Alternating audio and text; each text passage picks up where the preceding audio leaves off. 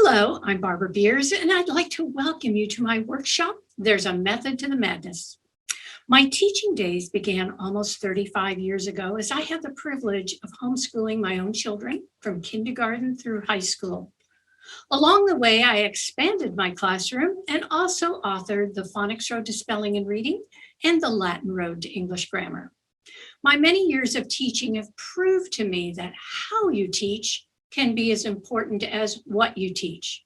So I'd like to share some of the characteristics of the various methods used today to teach our students academic skills, especially the foundational language skills of spelling, writing, reading, grammar, and composition. Rather than spend a lot of time in the philosophies and scientific methodologies behind educational models, I would like to show you the practical differences in these methods so you can make informed decisions about curricula for your own students. I'd like to begin my presentation with an illustration to put yourself in the mind of your young child. A young learner looks at English much the same way you look at this Latin reading. It looks pretty intimidating and not something you know. But if you look closer, you might recognize the letters and maybe even some of the configuration of the words. But no matter how long you look at it, you can't tell me what it says or what it means. This is the same way a child looks at an English reading. At first glance, it is pretty intimidating and has no meaning for him. There are no pictures to rely on to give him hints of the meanings. But if the child focuses more closely on the words, he might recognize some of the individual letters. After all, most children in the past decades have grown up watching Sesame Street and other educational television, where letters, pictures, and words have been flashed before them over and over. But no matter how long the child looks at English sentences or paragraphs, he will not know how to say or write, spell, or read the words until someone teaches him. So, how do we teach him? Most of us have never thought much about how we go about teaching. Basically, we tend to go through books about certain subjects, then take quizzes and tests about what is read, and move on. My favorite illustration of a model of how learning takes place is one that we are all familiar with, the example of a carpenter learning his trade. This is the model that instructors, professors, and tutors have followed for hundreds of years to produce learned scholars in all fields. So let's look at three distinct stages involved in becoming an able carpenter. The first stage for an apprentice carpenter is to take each tool and study the particular features of that tool. A carpenter has to learn about saws and hammers and screwdrivers and mallets and chisels and all ways to measure things. Learns how to hold them, what their names are, how to handle them safely. In the second stage, he learns the potential uses of each tool and practices them. Hammers are used to pound nails. Saws of different kinds can cut wood or metal. Screwdrivers attach screws to various materials, etc. Steps 1 and 2 are followed closely together in regards to the tools of carpentry. And although he is a master of each particular tool, his skill is not yet sufficient to become a carpenter. The third stage is learning to take all those particular tools and see how they work together with materials and plans to build something useful. A carpenter never begins at this stage of building before becoming skilled with the particular parts or tools. A foreman would never give an apprentice a stack of wood and a bin full of tools and expect him to correctly and safely build something. Keeping this in mind, I'd like to show you three current modern methods of teaching language, beginning with two that you are probably most familiar with.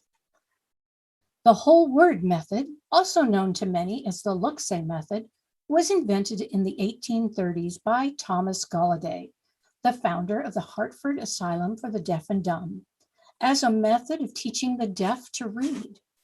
Since deaf mutes have no conception of spoken language, they could not, in Galladay's time, learn a sound symbol system of reading. Instead, they were taught to read by a purely sight, method consisting of pictures and whole words. As far as the deaf student was concerned, the written language was a series of strange little images, much like Chinese ideographs. Thus, to the deaf student, printed word images were word pictures representing objects, feelings, actions, and ideas, and had nothing to do with sounds made by the tongue and vocal cords. Galladay wrote a primer based on this method called Mother's Primer, the first look-say primer ever to appear, published in 1835. Education leaders of that time adopted this reader as a new innovation for all students, and the idea has fallen in and out of favor over the past century. This is a typical look-say workbook for young students we see in many stores today. Notice the emphasis on pictures to relate to the child the meaning of the whole words next to them. Nothing on this page helps a child learn about the letters that make up these words, nor the sounds they represent, not even how to form them on paper. The hope is that by associating the pictures with the word, a child can memorize the words more easily and recognize them when they read. Unfortunately, these workbooks tend to confuse a young student, as you can see here, which includes the pictures and words of a deer and a hot dog on a page that is supposed to be teaching them about the letter B. And we wonder why so many children mix up their B's and D's when learning to spell, read, and write. Despite failures of a whole word method in American schools over the past 150 years, educators could not let go of their picture-driven readers and so revamped their method to include some phonics to appease parents and other critics. This is probably the most widely used method today to teach reading and spelling. It still begins with a whole word and then breaks it into its parts by attempting to sound out the individual letters with simple sounds. But any deviation from those simple letter sounds are treated as exceptions. And to this day, teachers are provided with long lists of sight words that must be memorized. They have long been suspicious of depending on phonics because they have a rather narrow view of English. After all, how many of you have been taught all your lives that English is a language of exceptions and the only way to understand it is to memorize as much as you can? So their goal is have students memorize words using picture-driven readers with controlled vocabularies for the first 4 years of school. Let's look at how a teacher often teaches young students in this way.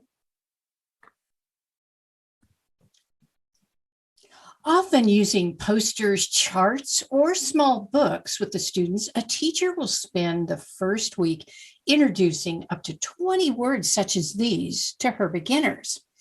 Okay, we see here, this is the letter C. Okay, C is for cat. That's k, a, t. Say that with me, students. K, a, t, cat. Okay. She'll move through these cards, okay, so they can get feel for them. This is the letter D. D is for dog. D, a, g. Okay, d, a, g. Say that with me, students. And they'll go through that day's work. There we are. F is for fish. Okay, we have f, I, sh. And this will be the first time she probably has 2 letters that stand for a sound, fish. Okay, we have the letter N. N is for nest. Nest. Say that. Nest. That's nest. And we have the letter S. S is for sun.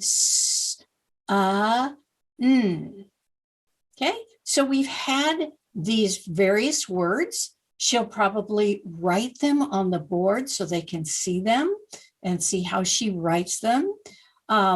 She can also hand out worksheets for them with these letters and the pictures and let them match the picture with the word that it is. Now, what is most important on these pictures that you see, or these words? It's more the picture than it is the word. Okay, she's bringing your emphasis and focus on the word, but the students will more likely look more at the pictures. They'll even color the pictures during this week and such. We can even mix them up. Okay, mix them all up and the next day come in and go through them. Okay, students, what is this word? Fish. And what's this word? Nest. And what's this word? Sun. What's this word? Dog. And what's this word? Cat. Now, are they reading these small words down here? No, they are reading those pictures. What you probably notice is that this method has no stages of learning like that of the carpenter, that systematically builds a subject from the parts to the whole. Teachers have a certain number of words that a student must memorize each year that lead them into the standardized tests. And through this method, we continue to pass on a very limited view of English to the next generation. So let me show you how we can teach in such a way that actually expands a young student's knowledge of English from the very beginning. This time-tested method focuses on building a student's skill with English in stages, moving from the particulars to the whole, which ends up eliminating a lot of confusion. In this first stage, a young student begins by learning the tools of English, which are the sounds that are represented by letters and letter teams, and how to form them on paper. With these tools, he learns how to build words, systematically learning why these words are built the way they are. This is where he learns and practices the rules of English spelling through hearing, saying, writing, and reading as he builds. The final stage of this particular skill is learning to put these words together to express a complete thought and learning how these words relate to each other in these sentences, namely the grammar and composition of English. Let me give you a glimpse of this method in contrast with that of the teacher using a picture reader. As you can see here, we're not starting with any pictures, anything but the letter, okay? This is the first letter that you're going to learn, students. This has 3 sounds, a, ah. Say that with me, a, ah. Now you're learning these as the most common sound is a. Its second most common is its name, a, and its least common sound that it makes is ah. Okay, a, ah. And this is how you write it. Okay, so we instruct as they learn the sounds that this letter represents, they're going to learn how to write that. Okay, so that's all we're doing. No pictures, nothing like that, just the sounds it represents. Okay, and we go through. This is k, s. Notice I'm not saying this is the letter C, that's its name, but its sounds are 2 sounds, k, s. Okay, you know that a dog is named dog, but it doesn't say dog, dog, dog, dog. It says ruff, ruff, ruff, ruff. It says something different than its name. Okay, so it has 2 sounds, k, s.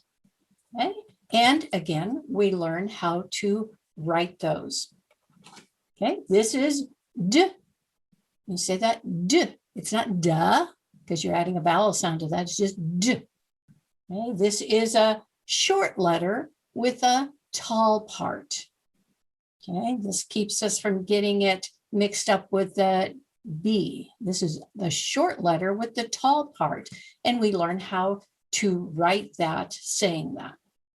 Okay, this has 2 sounds, e. Say that, e. Okay, its most common is its eh sound, and its other sound it can say is its name, E.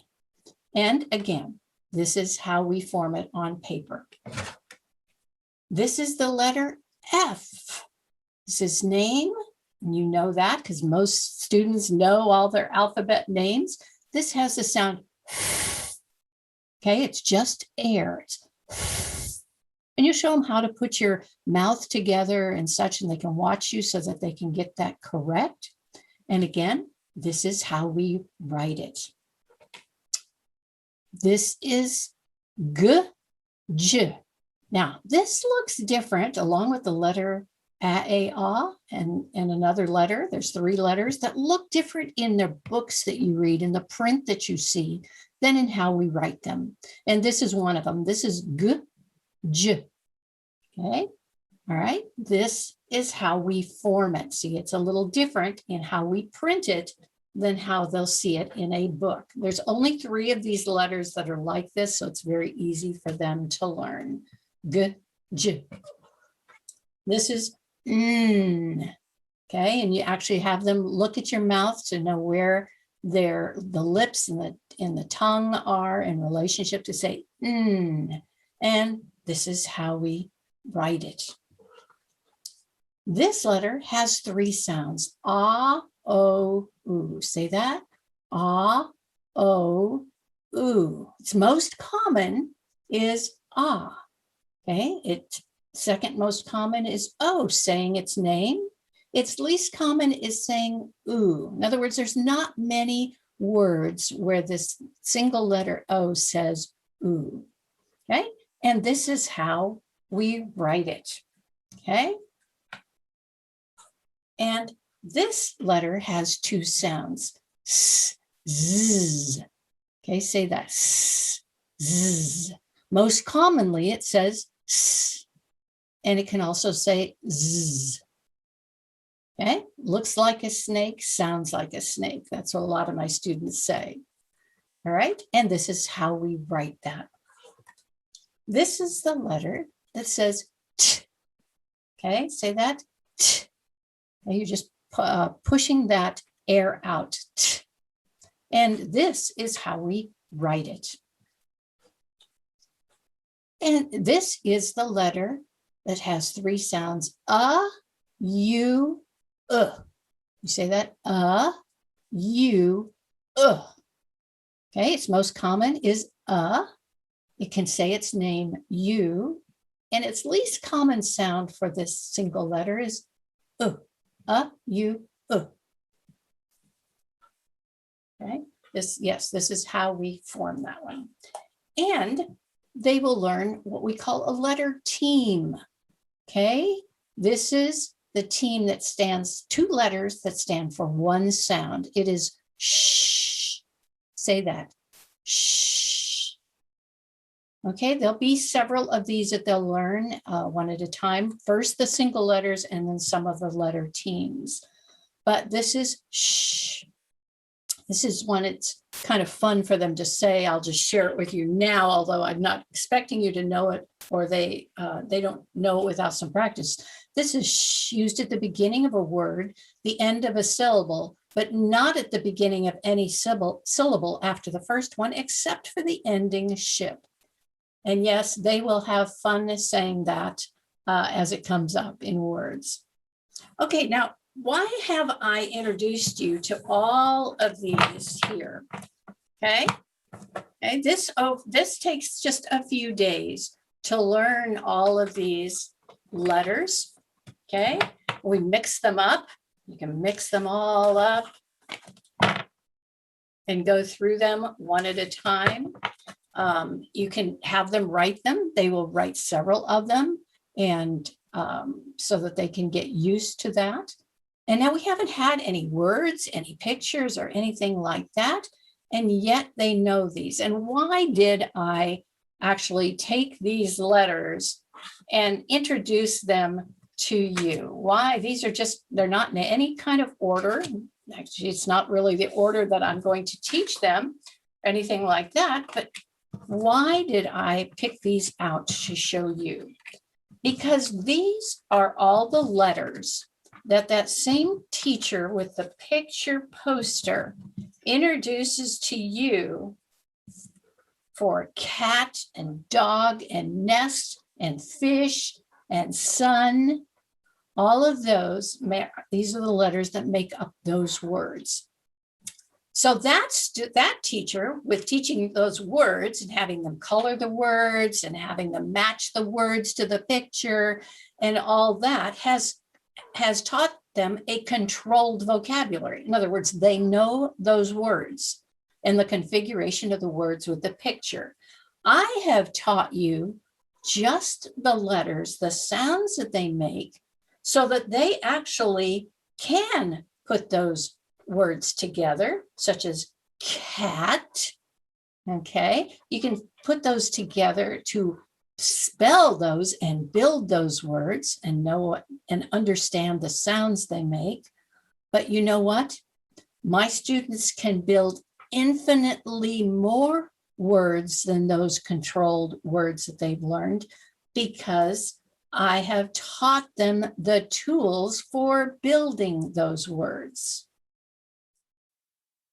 I'm going to stop at this point and invite you to learn how I implement this method in detail to coordinate spelling, writing, grammar, composition, and literature, and Intro to Latin in my workshop called Spelling and Grammar and Latin, Oh My. I also invite you to visit our website at www.scolastudies.com for more information about the Phonics Road to Spelling and Reading and the Latin Road to English Grammar, and to contact me with any questions you might have. Thanks for joining me today.